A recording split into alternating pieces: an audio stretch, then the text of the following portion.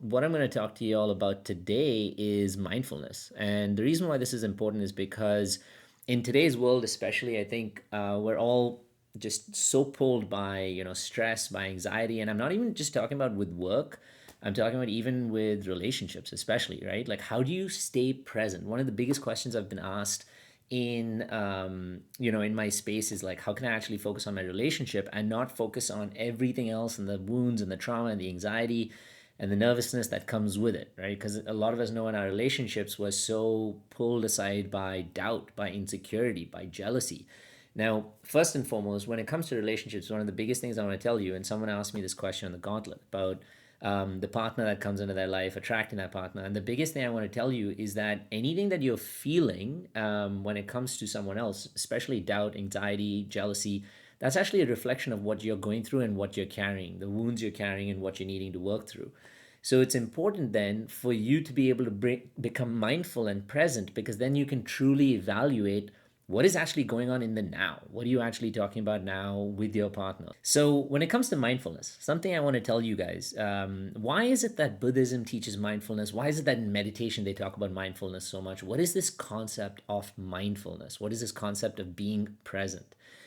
So, neuroscientifically, so with neuroscience, what actually happens when you are present in what you're actually performing right now is not just apart from the fact that you give it your best, attention, you give it your best focus, but you're actually in that moment focusing on the reality of what is and not of the reality of what should be, not on the reality of what you wish it was, not on the reality of what's causing you pain and therefore changing your perception. So you're actually here and now in the present moment. Now, mindfulness in itself, or being really present, has shown to decrease rates of anxiety by massive amounts, has shown to increase better blood circulation, increase abilities of concentration, of abilities to show up, has reduced stress levels, increased and improved breathing levels. And it's so crazy because all you're really doing in this space is just being present. One of the most magical things you may realize about life is that the past is actually history, right? We can't do anything about it, we can't change it. We can work with it and we can use it as feedback, but you can't do anything with it. The future hasn't yet come either. So technically, you can't work or do anything with the future as yet. The only moment you can work on is in the present, which is why in Buddhism, which is practices and preaches one of the most peaceful, it's one of the most peaceful religions, quote unquote. It professes peace and being happy with yourself because it talks about recognizing the present moment and how you can truly show up. So I'm going to give you three ways you can get to mindfulness. But before that, I want to tell you one more scientific fact about mindfulness. So when the human mind is in the present moment, you're actually using more of your forebrain. So your forebrain is the part of your brain which, your prefrontal cortex and your frontal cortex, those are the parts of your brain that allow you to concentrate, that allow you to stay present. They allow you to see perspectives. So they allow you to see things for what they really are and not for what your hindbrain or what your fear or anxiety is making them to be. For example, in a relationship, if you're truly grounded and you're truly like focusing on the present, you listen to the small cues that your partner is giving you. You listen to the small things that allow you to hear about how their day is actually going. If they're actually reacting from a place where they're triggered or where they're feeling a fear or anxiety, if they're actually asking for something that you normally in your fear place, you take personally.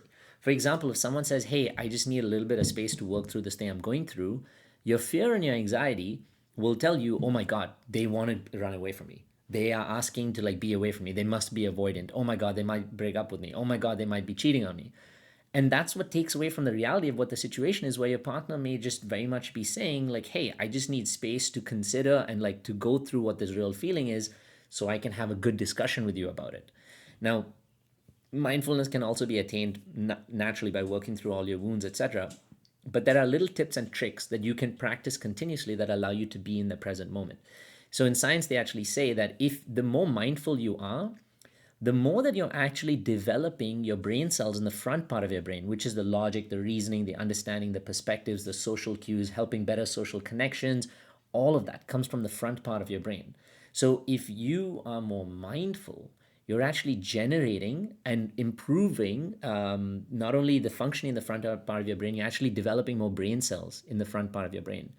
Whereas The opposite of mindfulness is what? Anxiety, right? That think about it. The opposite of mindfulness is not being present. So you're actually thinking about the future, you're worrying about the future, you're worrying about the past. All of it is weighing on you. Now, what anxiety does is it actually deteriorates or kills the cells in the front part of your brain. So they're actually reducing the way you perform and show up in the front part of your brain. And what they do, what anxiety does do, is it increases the capacity in the rear part of your brain, which is the reptilian part, which is where fear, doubt, fear responses, fight, flight, stress hormones, all of them are instigated and produced from there. So in in this concept of mindfulness, by you focusing more on mindfulness, you're removing more of your like reactive fear responses. You're removing the reason to be anxious more. By being mindful, you're removing the possibility of fear. You're removing the possibility of, or the need to be stimulated by adrenaline, to feel like afraid, to feel anxious, doubtful, etc.